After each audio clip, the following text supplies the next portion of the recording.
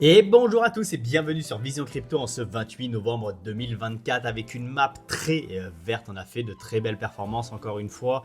Ça fait vraiment beaucoup quand même. Regardons la semaine ici, regardez les valeurs, regardons le mois. C'est énorme, XLM 420%, même du XRP 180%, ADA 191, bref, de façon générale, on a quand même fait un très bon mois. Et aujourd'hui, on va aller voir mon scénario. J'ai un petit peu changé de biais, notamment sur BTC, donc c'est très important et on va aller voir pourquoi et on va aller voir quels sont mes targets et quel est mon nouveau scénario. Et oui, vous allez me dire, Romain, oui, bah, tu changes, tu es une girouette, parfois tu dis, hier tu dis ça va chuter, aujourd'hui tu dis ça va monter. Et oui, qu'est-ce que vous voulez que je vous dise, on est obligé de s'adapter au marché. Ça sert strictement à rien d'être bourré de fierté et de vouloir absolument avoir raison. Si je vois que les données me montrent autre chose que mes plans de base, eh bien, je change de biais tout simplement. Et là, vous allez voir pourquoi je change de biais. L'essentiel, c'est que je vous explique pourquoi. Pourquoi hier j'étais baissier, vous l'avez vu, et pourquoi aujourd'hui je suis plutôt haussier. Eh bien, vous allez le voir. Mais vous allez voir que je suis plutôt haussier surtout sur BTC et pas forcément haussier sur les altcoins. Donc on va aller voir tout ça dans cette vidéo. Allez, au niveau des volumes, on voit BTC avec 77 milliards et Ethereum avec 43 milliards. Ethereum plus solide que BTC et d'ailleurs on va aller le voir aussi également sur les graphiques. Alors nous voici sur notre ami BTC. Donc qu'est-ce qu'il nous a fait BTC? Eh bien hier mon plan c'était quoi? C'était de revenir au moins sur les 0,38. C'était le premier arrêt du retracement de Fibonacci. Ben, on n'y a pas du tout été. On a repoussé tout de suite et tout simplement pourquoi? Ben, vous allez le voir parce que tout le monde s'est mis à shorter. J'avais l'impression ici qu'on s'était arrêté un petit peu au milieu de nulle part. Il n'y avait pas forcément de confluence particulière. Bon, apparemment, si ici, on peut considérer que possiblement c'est un support puisque, hop, je vais vous le tracer comme ça sera plus simple. Ici, regardez cette ligne parce que ici, on voit qu'on s'est fait rejeter une fois, deux fois, trois fois, quatre fois et qu'ensuite, on a cassé pullback et on est parti. Donc, possiblement, ici, c'est une zone de support. D'ailleurs, on va le mettre comme ça au moins. C'est visible sur le graphique. Donc par contre, je pensais pas du tout, j'ai mal regardé hier la charte et donc je pensais qu'on allait directement arriver au 0,38 du retracement de Fibo. L'essentiel, c'est qu'on ait fait ce rebond. Donc tout le monde s'est mis à shorter ici parce que tout le monde voyait probablement justement le retracement de 0,38 ici. Le souci, c'est que forcément, quand tout le monde fait quelque chose, le marché fait l'inverse pour essayer de faire perdre un maximum de monde. Et donc, ben, c'est ce qu'on a fait. On est monté assez rapidement pour liquider les shorters qui sont ici, mais on n'a pas encore liquidé. La liquidation réelle est au-dessus des 100 000. Ici, c'est rempli de liquidation, c'est-à-dire que là, tout le monde a mis son stop loss ici. Donc, si on va les chercher, on fera perdre un maximum de personnes. Donc, possiblement, je me vois bien retaper les 100 000 et je pense qu'on ira taper possiblement les 100 000. Alors, je dis pas aujourd'hui, il faut faire attention à ce que je dis. Il faut avoir une temporalité. Ça peut mettre un jour, 2 jours, 3 jours, une semaine, je sais pas. Mais en tout cas, je pense qu'il y a possiblement une confluence d'aller chercher vraiment les liquidités ici. On pourra même, une fois qu'on aura cherché les liquidités, pousser un peu plus pour faire, parce qu'on va faire un short squeeze. Donc, on pourrait pousser rapidement. Donc, on pourrait même voir un 103, 104 ou 105 000 $ avant d'avoir cette grande correction dont je parle depuis pas mal de temps, où on pourrait revenir déjà premièrement ici aux 87 000, voir si on a une correction encore plus profonde, et de revenir dans la zone des 80 000 qui est ici. Il faudra voir où est-ce que le BTC va si jamais on explose les 100 000, parce que tout ça forcément ça va bouger, forcément on va le remonter parce que la charte aura bougé, et pareil pour le retracement des 0,38, il faudra le remonter également, mais ça on pourra le voir qu'une fois que BTC aura été faire un nouvel ATH. Donc alors attention, ce que je dis, c'est pas forcément qu'on va tout de suite pumper, allez hop, on va chercher le sommet. Non, ça, on peut très bien avoir encore une petite chute ici et après repartir. On peut très bien faire ça. On va faire avec le petit pinceau comme d'hab. Là d'ailleurs, on pourrait très bien faire un joli W, faire quelque chose comme ça, avant d'aller péter cette zone ici pour aller chercher les liquidités. Comme ça, on fera un joli W.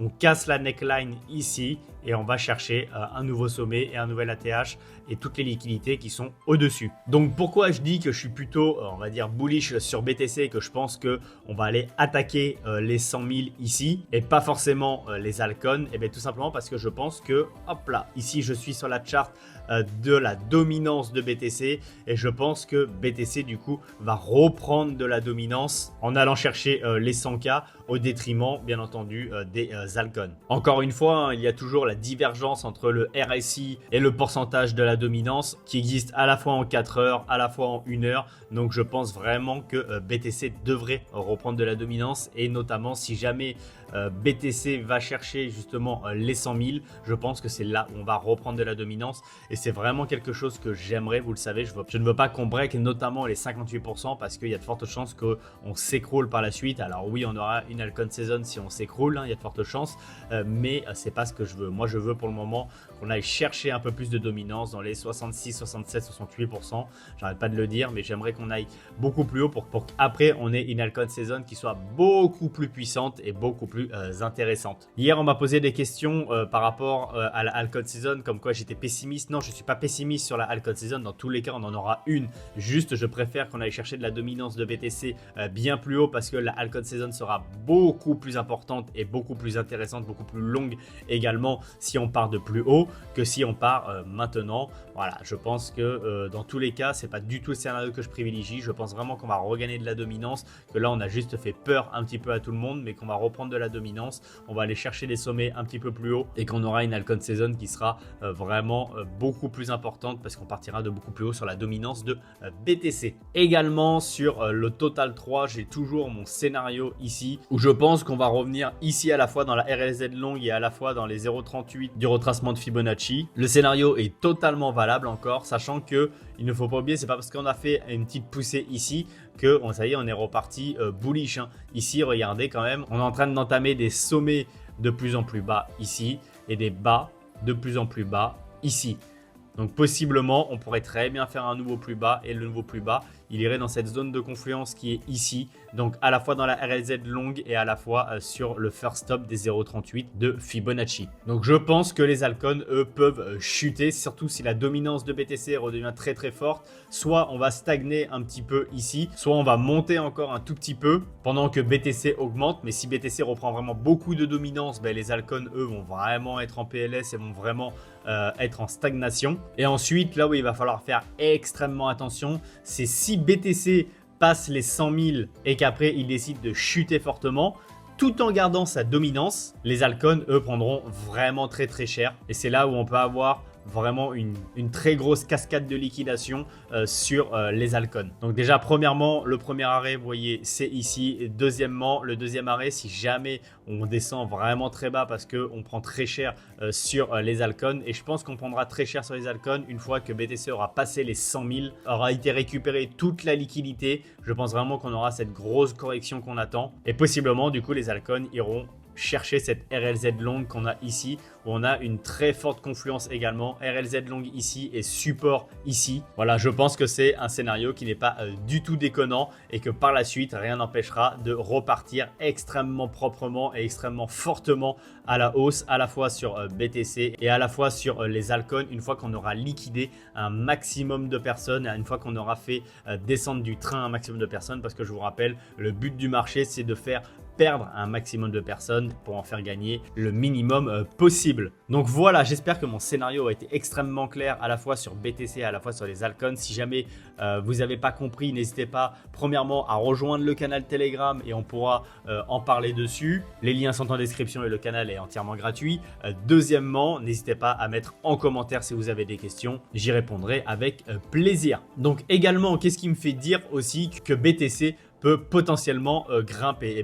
Et bien tout simplement, regardez, ici on a les fundings qui ont augmenté, ça veut dire qu'il y avait beaucoup de personnes qui ouvraient des longues. Qu'est-ce qu'on a fait? Le marché, boum, il chute pour faire un petit peu perdre les longues, pour liquider les longues. Bah, du coup les fundings rediminuent, mais ensuite il y a eu un peu un excès de confiance et on a réouvert des longues. Le marché il fait quoi? Boum, il recte encore, histoire de calmer tout le monde, ce qui fait qu'aujourd'hui on a des fundings qui sont relativement bas.